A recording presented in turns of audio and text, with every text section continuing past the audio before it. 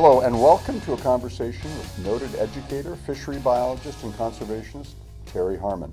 Terry is a legend amongst fishing enthusiasts, conservationists, and educators in our region for his pioneering work at University School fish propagation and the conservation of native brook trout, projects that drew the attention of and support of the Cleveland Museum of Natural History Trout Club. The Trout Club itself was founded in 1978 with a mission to promote cold water fisheries and habitats, conservation and stream ecology. The Trout Club also sponsors classes, activities, and events related to fly fishing and outings to a variety of prime angling locations throughout the year. Today we want Terry to tell his unique story of a life with trout. Thank you. At the start, I want to thank the Trout Club of the museum and the museum itself for hosting what I hope will be a presentation that impresses people about what we can do about preserving our vanishing wildlife in terms of fish in this case. I've been asked to cover what my youth was like that might give an indication of how young people could get into interest about conservation of vanishing wildlife and of preserving an environment that is sustainable and continues the legacy of the work of so many people that have tried to and succeeded in preserving wildlife and informing the public about their role in identifying with nature. I remember the first time that I had seen a brook trout, and it was after a 2-hour motorboat trip up a lake in Quebec, western Quebec, that towed 2 canoes. And when we got to the end of the lake, it was the headwaters of a river called the Des Moines River. And Des Moines River is still, I think, a famous brook trout river. So we went to a pond off the river, one of the many ponds that are in the Canadian Shield, and camped. And I remember 2 of the party alternating with portaging these canoes up a big hill, and then trying to recover from that, get down to the pond, which to me was such a perfect example of Northwood's beauty, a kind of sustained water, blackwater pond, a shallow area with a lot of lilies, and a brook feeding into it and out of it into the Des Moines River. We camped. I remember getting in the canoe. My sister was in the bow, my father was in the back, and I was sitting in the middle. I think that's when I was 7 years old. And the man that knew this pond with the other canoe people took us over to a part of the lake where the stream came in, and immediately started to catch these fish that I had never seen before. So I was allowed to fish with a worm, of course, at that age. There was nothing fancy. My father did some fly fishing, and I got a line tug, and it was enormous. And it fought, and having that kind of heavy line that doesn't break with bad fishing technique, they landed this brook trout that was about 4 pounds, and it was a male, and it was beautiful colors. And I can remember that's what probably impressed me the most, was the beauty of this fish in this landing net against that water, and then looking up against the background of the North Woods with the beautiful birches mixed with spruce and pine.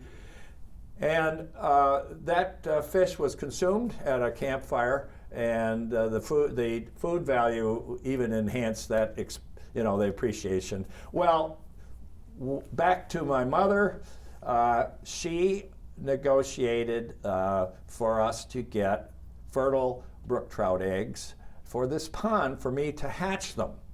So this passion for going around hatching trout at a hatchery at school it comes from the fact that that activity so impressed me that we could hatch fish on a small pond, that we could have those fish as a table fish, while right in front of the house we could catch all the walleye and blue pike. which I'm sure I helped bring into extinction because they're gone. It was, as I mentioned, an ideal youth. So between farm chores, raising the trout on a pumped water supply from the pond into a hatchery box that we all engaged in watching. It was just fabulous to see these fish hatch in April. And then we put them in the pond, and it was totally successful.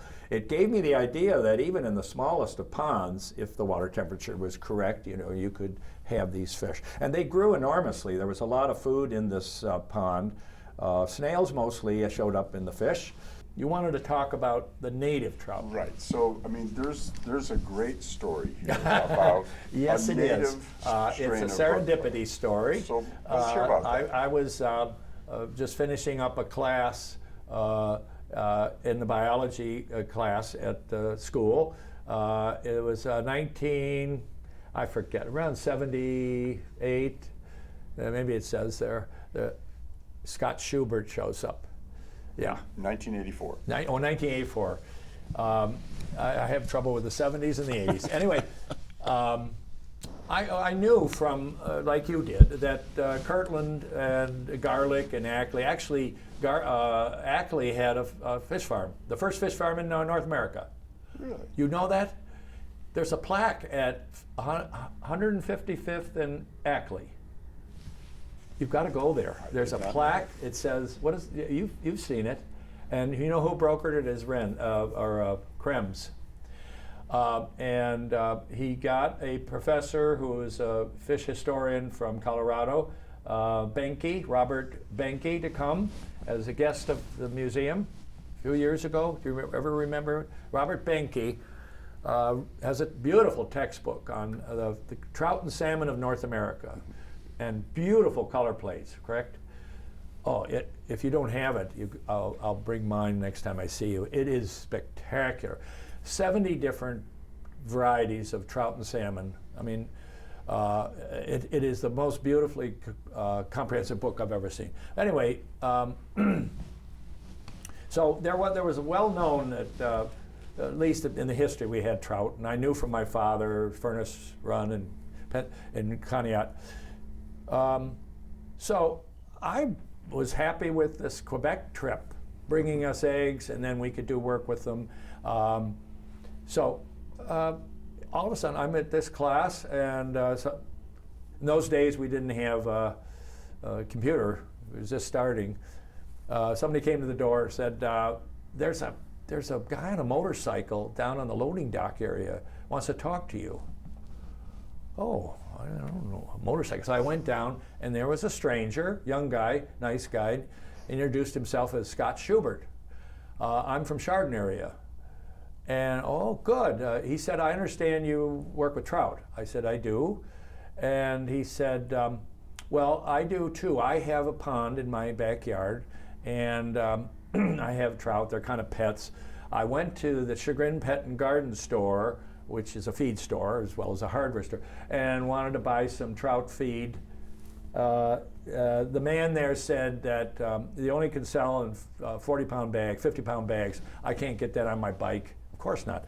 So he said, "Oh, there's a guy at university school that buys trout food from us named Harmon. If you go over there, maybe he could give you enough for your pets." So that's what it was. He came for some fish food. I said, "Oh, you have trout." I said, "Rainbow trout?" Because, that's what most people think of because that's what they're allowed to see. "Oh, no, brook trout, native trout." And he used the word native. I said, this guy knows something. So come in. And we talked. He said, "I don't know what the big brouhaha is. They're all over the place out where I live." "What?" I said, "Where do you live?" He said, "Well, I'm off of Mulberry Road in Geauga County. And there's a stream there that's one of the branches of the Chagrin. I forget what it is. But in any case, it goes through this Sharon conglomerate again, which is that high spring yield. That sounds like it. So I said, "I'll give you all the feed you want if you show me where you get them." "Okay, come on." School was over. I followed him on the bike, went to his house, saw his pond. Indeed, he had these beautiful brook trout. So then we went down into the creek where he got the fish to start the pond. And they were all over the place. You know, all sizes. And most of them small. I was speechless. He said, "Well, this isn't the only stream. There's other streams too." Show me. So this led to this odyssey.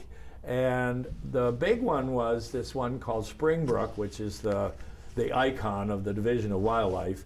But he took me there. It was tributary to Bass Lake in Chardon, as well as there were a couple other streams that were tributary that had them. And we saw them. And I said, who manages this land? You know, it was in a gorge. There were private homes, small cottages. So he said, "Oh yeah, this is owned by I think it was American Fork and Hoe Company of Ashtabula, had bought this property, this huge property around these creeks, as a retirement community for their employees. So they were offering real estate for either summer homes or cottages and things." So he said, "Well, there's a land office here. There's a guy there." So I went and met him, and I just introduced myself and told him what I was interested in. "Oh, go study this. Sure, come study the stream. Do whatever you want. Let me know what you find." That's what started it. And we had students that I put on this detail, one of whom works for the school in the alumni office. They went to this place called Woody Brook, and got a huge trout with a net. So much history has happened since then. Woody Brook was threatened by a development, and it was saved through the brokerage of a couple of people, one of which was Steve Madewell, right? You know, the Woody Brook thing. Before they had to mitigate the stream that had been compromised by pre-development, they were going to make ponds on it and everything. It was full of these little trout. So we had followed it all the way down to where it goes into the main. There was a big stream.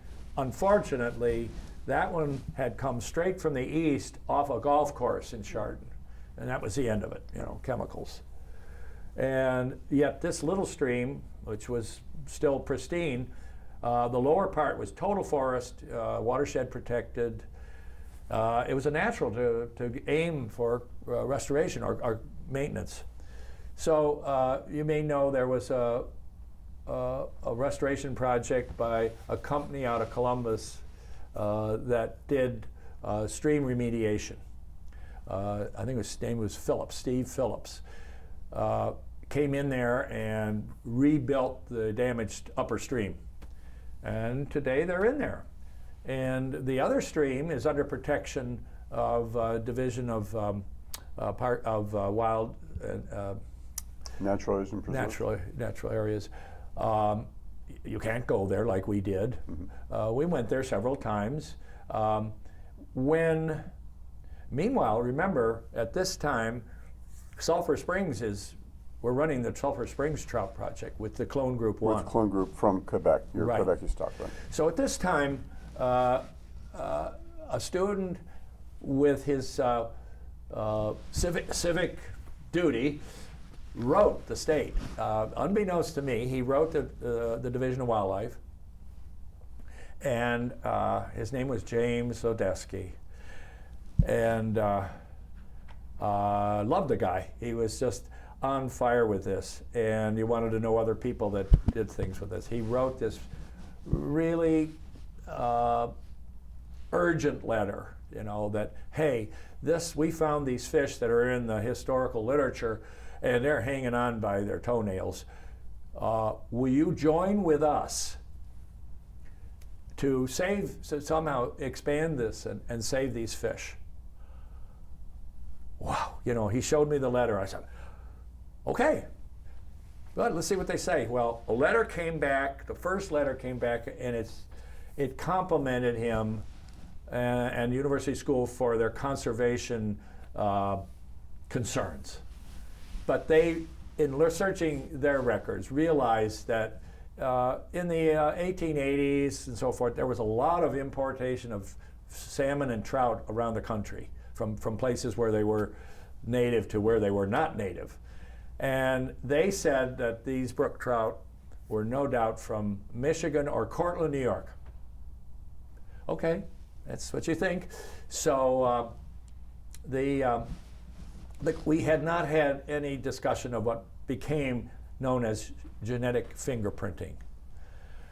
So James, being the good Samaritan he is for this whole project, finds this guy through the literature who's up at Guelph, Ontario, who's probably the world expert on salmon and trout genetics. And he was doing a survey of all the different varieties of brook trout across the country. And James called him and he said, "Ohio, I forgot Ohio. You might, yes, right, you're on Lake Erie. You must have, we have them in the Grand River of Ontario, which is off by Long Point on the North Shore. Yeah. They're in there. And they, we have them up to the headwaters, which then jumps into the Algonquin Park watersheds. So Dansman said, "Can you get some of these fish?" So we get back to you. We went to Don Tincher at the land office at not the state of Ohio, and he said, "Sure, you could do that." So this letter that went to the state, they had found then that we had been working with brook trout, and they were very curious of under what authority were we working in the park, or Well, at that time, we assumed the authority was the park. They had autonomy over woods and waters. That was their management unit. Their position was, no, the state of Ohio is imperial on all waters, So that became kind of a red light about what might happen. Anyway. Meaning they wanted you to cease and desist what you were doing with clone group number 1. And right, and in fact, cease and desist with brook trout, period. Don't do anything with brook trout. And were you doing about trying to propagate the native strain in your hatchery at this point? No, not then. Not then, okay. But so the state went along with, we'll answer subsequent communication led to them agreeing to net a sample from the creek and send them to Dansman. We took them to Dansman. So I remember going over there with one of their biologists named Vince LeConte, who was a friendly guy, but he certainly didn't set policy for the Division of Wildlife. But he worked with us to catch these fish. It was nothing to take a seine in that creek and we took about 18 to 20 trout of different sizes, and they were gorgeous fish. Dansman told us how to do it. He said, just put ice in a big ice chest and throw them in whole, and then come up. It's only 5 hours. So you drive to Buffalo, you go up the Queens Highway up to Hamilton, and then it's just about an hour north of there. And he said, come up, you bring your students, we'll put them up for the weekend, they can check the college, we can stay at a dorm, he said, I want these fish. And we'll show you how we do genetic fingerprinting. So, wow, this is great. And we got a bus driver. I think we had 12 kids, 15 kids. Wanted to see this genetics lab. And up we go, and he is ecstatic. He's a very tall man, very gracious. Takes us right away into the lab, bring the fish in, and he said, we'll work on these right now. We'll get our first sample, and then tomorrow we'll show you the sequences. So we were hosted that night at the dorm. We had food. Next morning, breakfast, we come over, and just about the whole day we went through this lab, and different researchers were showing us different things. it was totally new to us. It was totally new to most people then. So Dansman's idea was, he was interested in, with a geologist, on how these trout could trace the post-glacial invasion of watersheds as they move north, as the ice retreats. So we left the fish with it, and he said, I'll call you. I won't write you. We'll call you as soon as we get a determination. So what is a determination? Well, they have unique alleles in their genetic makeup, and enough statistically significant enough different alleles that it could set them off as a separate either subspecies or population at least. So the call came to the school, where's James? I want to talk to James. You do have a fish, a unique fish. And it turns out he's not unique just to Ohio. He's unique to a corridor. And that's the whole interesting thing. He said the refuge was probably West Virginia. Down there, that clone group is in West Virginia. And then he said, what's the most logical pathway is likely, look at the map. We got the Ohio River and the Kanawha rivers. Those are big rivers. Picture them in post-glacial time. God, the water that must have been. Now you have the at Marietta. You have the what's the Muskingum? The Tuscarora is north of that. Goes into it. Is that Muskingum? Muskingum. Yeah. So then up Muskingum, up Tuscarora, and then when you get to the Akron Summit Lakes, begins the watersheds into the north to Lake Erie. So his premise is the most likely it would be lake. The Chicago Valley was a lake at the high stage with the Maumee stage, right? And guess what comes in as a major stream from the east? Tinker's Creek. And Tinker's Creek starts comes out of Aurora Lake. And of course, in those days, who knows how big they were. And then Aurora Lake begins the south branch of the Chagrin River. Wow. So they're into the Chagrin, and then they're into Lake Erie, and then through one route, and then into the streams all through the Lake Erie Basin and up through. So, he does find them in several places. I think he said that they are in rivers north to the park, Algonquin. Algonquin, okay. So this And is the same strains you then would find in southern Ontario. Yeah. North of Right. Lake Erie. And this dovetails with a most recent report on post-glacial refuges for these fish. Labrador, there's been a big study, genetic study on the varieties of trout in Newfoundland and Labrador. There's so many varieties of brook trout. And they're separated by just a hill into a different watershed. They change rapidly and adapt to these bog ponds and these acid water bog ponds. And up in Labrador, they get huge. So they're a very plastic fish as long as certain conditions are met. So he traces Labrador's source are to the Mississippi range, which is us, and the East Coast are what populated Quebec, northern Quebec and Labrador. So that was interesting. And whether or not they find the same clone group, I don't think so. They didn't mention all of the clone groups. But Dansman does. He mentions that the Ohio fish is not unique to Ohio. It can't be. I mean, it got here from somewhere else. Right. So, but it wasn't put here.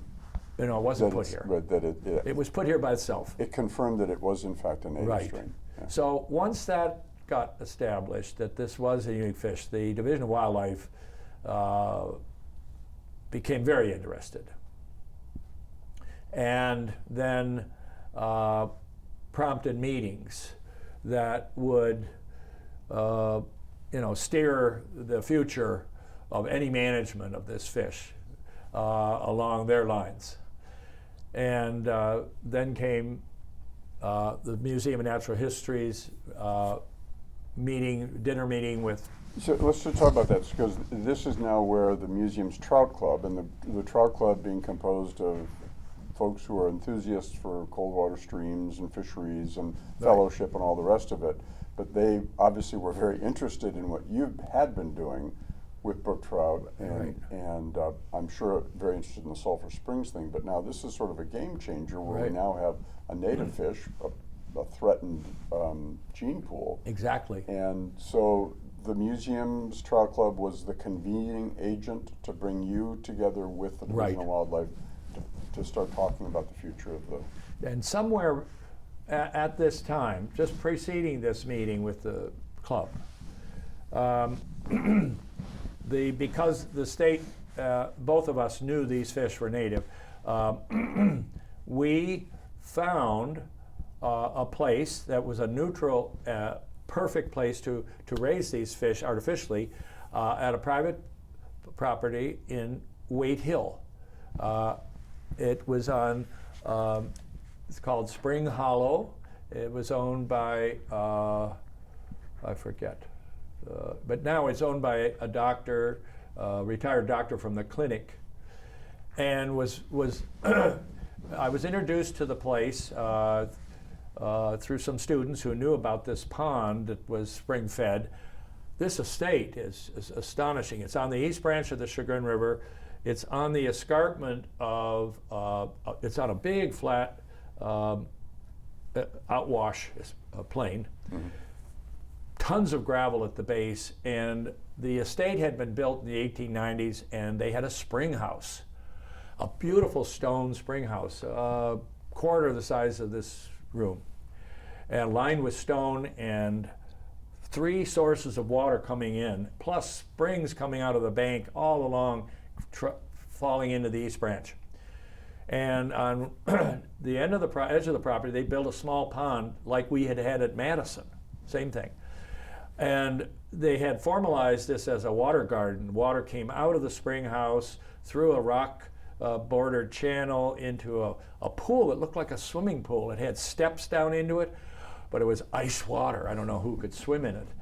The outlet was a standpipe that then led to the pond, and the pond then, which was dammed by a concrete barrier, was badly eroding, bad site. It was right on the precipice of this cliff leading to the East Branch, water cascading down the cliff. So, you know what a water ram is?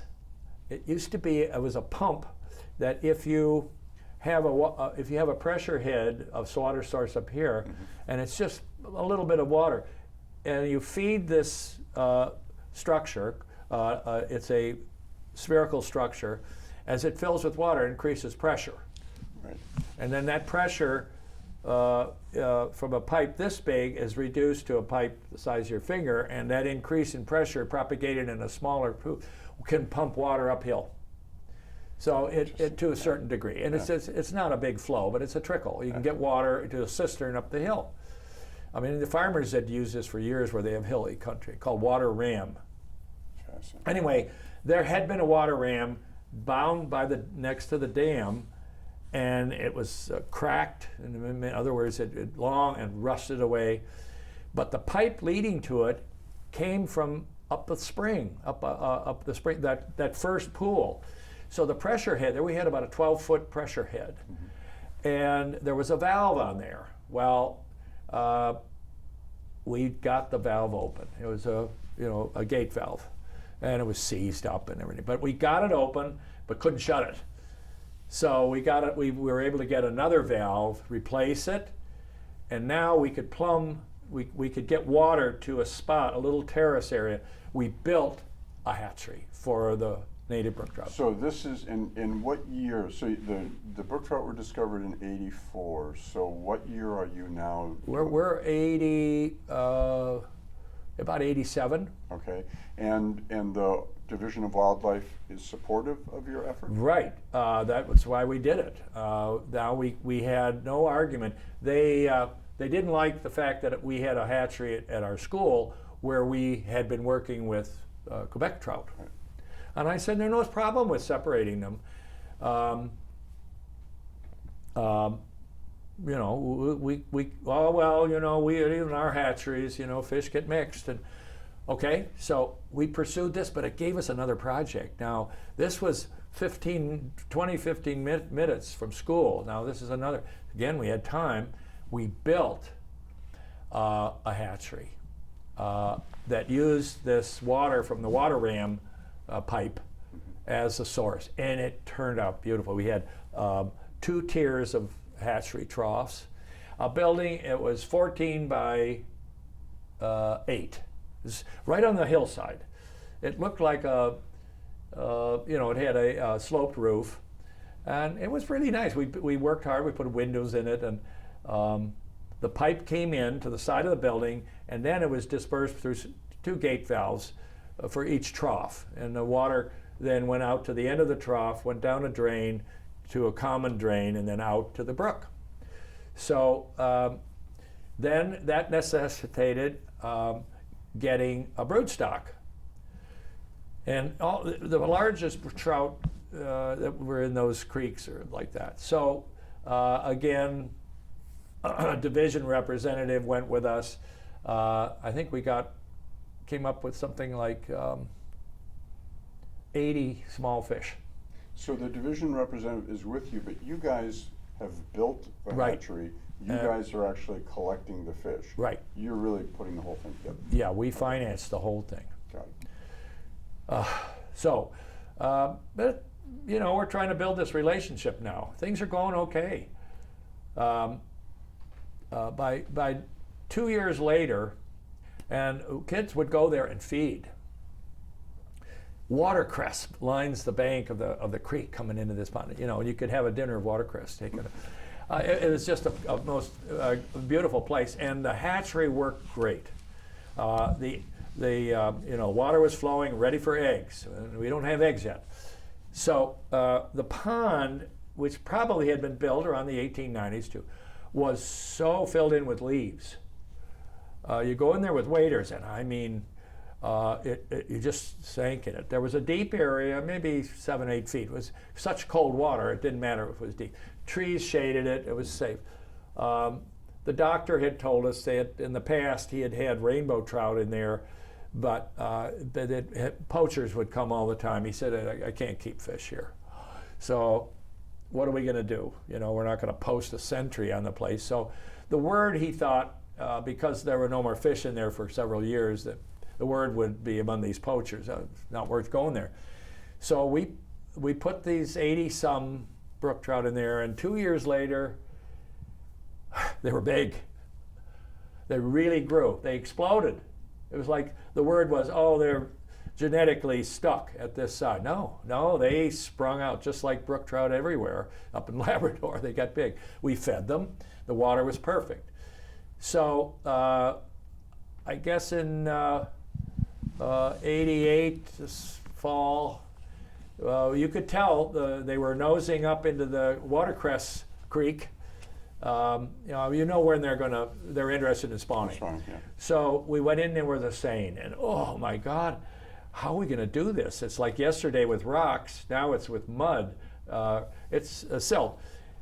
Well, we got a ton of them up to the dam. And we're going along the side, another man on the other side, way over, and we get the net up there, perch it right next to the concrete wall, and the state was there, the state guy, and we were just overwhelmed by these beautiful fish. And we got a lot of eggs from them right away, right there at the dam, standing in water this deep, stripping fish. Kids are there. And then our first eggs, you'd imagine, go into the screens on this hatchery on the property. Oh, everybody's happy. So we go the next year. Something happened. I couldn't get there with kids. I couldn't get the bus or something. And I get there, and they're standing by their truck. You know, Who? the state people. Oh, okay. Arms behind their back, and they're upset because we're late. we knock off at such and such an hour. I said, well, we had a problem. So it was starting to get irritating to them, I guess, that you could tell it was not welcome. Were they showing up for regular inspections of your? I don't know. They never.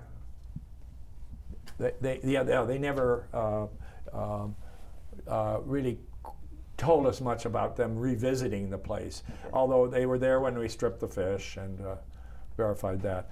Due to partly Steve Madeswell and another one, a man named Bill Hudson, who was head of Geauga Park District. Right. Yep. Because Geauga had the streams and most of the Lake County suitable streams. You live in an area where those streams were suitable. Mm-hmm. Prentice Creek, and in any case, Bill Hudson and Steve brokered what I call the Brook Trout Advisory Council. Sounds very prestigious, but it was an invitational for people that were interested in the trout. Division of Wildlife, U.S. Fish and Wildlife Service guy, there's Department of Interior, University School, and any other park personnel. Yeah, Lake Metro Parks. Right. Metro. Was Tom Stanley still involved? Right. Okay. To start. Okay. So at this one meeting, it was kind of a pre-celebratory meeting out at the park office for Geauga.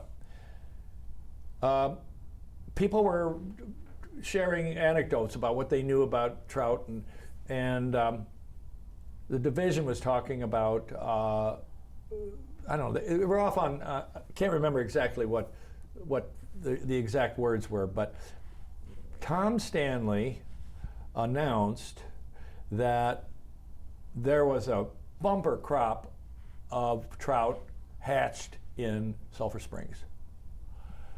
And they knew that the trout originally came from the University School hatchery. So I remember these two guys from the state standing up, perturbed, and people, what's the matter? Oh, you mean they're reproducing? They had this picture that, like they do so many, they stock fish and then they have to come back and stock them for the pond, Right. Here, the point was that we wanted to establish them there, and it was successful. So they went to the phone, came back, and then went this to me. You will give up those fish at the hatchery, because then I had native fish at U.S. hatchery and at Sweet Hill. And the Got it? I had given up right. the Quebec strain in our hatchery. Oh, okay. But just the fact that they had been there, according to them, was bad enough. Right. You will surrender them. And this is before I met Krems. And Peter Krems, who right. was board member of the museum, very active in the trout club. Right. Okay. Peter was our advisor, and then helped us get some resolution about all these questions later. But at this time, I was, cowed by this. They were imperial, you will give up these fish, our fish. I said, what the? And it turns out I shouldn't have done what I did, but I surrendered all these fish to them, which they took. And that began the bitterness. And so you were effectively fishless at that time? Well, not at the Wade Hill hatchery. But at the US, school, that right. was it. Okay. But we were really content with just studying Sulphur Springs. Right. I mean, there are a lot of things going on, but they didn't want us, obviously, to be in fish culture for this fish. Now they wanted it.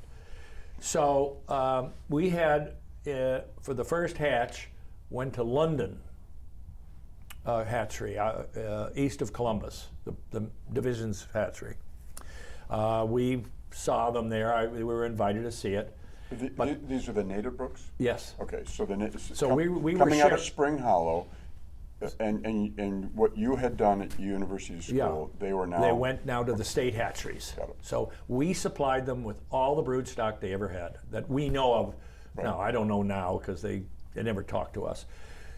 But okay, then the next one was Castalia. They had purchased Castalia for steelhead, and they took a load of those fish. The bottom line on all this is both places, at one of the meetings, the last meeting we had for this organization, stood up and said, well, we were sad to report that we lost all our fish at London. A disinfectant got spilled in the pond and they were killed. The next meeting brought a brouhaha. They claimed that they had to destroy all the fish, all the brood fish at Castalia because of an infection from VHS, which is viral hemorrhagic septicemia. That's a mouthful. And right away, the Fish and Wildlife guy, I think, one of them got up and said, what about all the rainbow there? Oh, they didn't get it. And he goes, impossible. So it was clear they didn't want the fish. They didn't want a program of restoration. So by this time then, that's it. The Division of Wildlife asserted its authority and you guys got out of that business. What is the status of the native brook trout now? Are they still in those streams? Are they still in Spring Brook and Woody Brook? Do they still exist in the areas that you were first Okay, drawn this to? will surprise you. The last I heard or saw of information on this was at the checkout at Heinen's. There's a magazine by a quarterly magazine, beautiful, on cooking, called Edible Cleveland. It's a magazine, it's recipes and everything, local restaurants and stuff. And on the cover, as I'm in the checkout, here's a brook trout in a net, and it's a brook trout. And then I open it up, and here's a park representative from Geauga, and the one from Cleveland, Paul Pira and Mike Derkelek. In the article, claiming they are the gate protectors for this fish. There's no mention of the history of how these fish got to their charge in the first place. So those fish, like Geauga Park still has this native strain. They do, in their over streams. at Westwoods Reserve, Okay. off of 87. And then Cleveland Metro Parks, Mike Derkelek, There's one stream down at Hinckley. that has the native strain. Yeah. Okay. As far as I know, they're hanging on. Okay. Okay, I've got this interesting sort of last question for you, and that Yeah. is, Terry, if you were king for a year, what are the things that you would like to do, change, or accomplish? Built upon this extraordinary career that you've had. My mission on many pursuits in this with people in education field. As king, I realized the kingdom has been shifting to more formal representations of science on a standardized basis across the country that removes uniqueness of experience. There's no unique experiences now. You could say that if you get an AP course at Hawken, you can get it at US, you can get it at Petaluma, California. The same syllabus, despite the fact that outside in Petaluma there's salmon and shore crabs. Here it's brook trout. So the idea was to somehow come to terms with the college board, whose business is to sell these texts and tests and promote that standardization. So I think some of the best science comes from non-standardized experiences. So look at the lives of Einstein and all these people that turn out to be the icons of science. They didn't have AP. And so schools, I would see, making significant time frames, continuous time, instead of just a 40-minute field trip outside the door, which we can do at US because we have the land. But what about schools that don't have the land? So I proposed an idea to me called, modeled after the sign you see going down Interstate 90, adopt a highway. How about adopt a stream for a school? So every school in the country, in the state, has a watershed nearby. There's something they can do on that watershed. And in our case, the experience we had at Sulphur Springs got us into the politics of Solon, got us into the politics of real estate and land management, of lawn care, and fish biology and forestry. So every school, if I were king for today, I would order, at least in our kind of school, one less course of AP so that kids were freed up. I'd also attack organized sports. I would say, be reasonable. The money that is made in this now with high school is so big for television, circuits, and everything. It's taken away the more time. So I would challenge the carving of time that each of these groups take priority in, and get at least school boards to sit down and talk about this, because we're losing the conversation of conservation in a lot of circles that used to be there. I came from a generation that went to right on the cusp of the environment movement at Michigan, which was big, and was big here. We got into the burning river and development of regulations on water. Oh, word regulation, bad. No. How do you have almost 400 million people living in large cities and not have some kind of regulation that controls air, water, and food? It's impossible. And the private sector cannot do it all alone. It's impossible and unreasonable to expect people with financial rewards involved to not be biased towards taking measures that may not be the best for public health. That's my point. And for a school to adopt a project, or maybe not adopt a stream, adopt a forest, adopt a prairie, adopt a marsh, like that Mentor Marsh one is fantastic. And let kids work in there on a project, sub-projects. Drum up a lot of little sub-projects in a big project. But the key element is time. You've got to make time available, and a teacher that wants to do it. I just want to say what a great time listening to your story, hearing your passion and your plea for experiential education and opportunities to get kids involved in nature, in out of doors, in your fish hatchery. It's been a marvelous experience learning about it. And well, thanks to the Museum of Natural History and the club, the Trout Club therein, for this opportunity to speak out about these issues. There are a lot of people speaking out through different means in this around the world at different levels, the university, postdoc, post-university, and high school. High school is the most important. And I've got one last word. In all the years I've done this at US, although we had lots of kids in the program, it's always one or two in each of these groups that goes and stands out. That's the ratio. It's a very small ratio. It starts with their courage to try something different.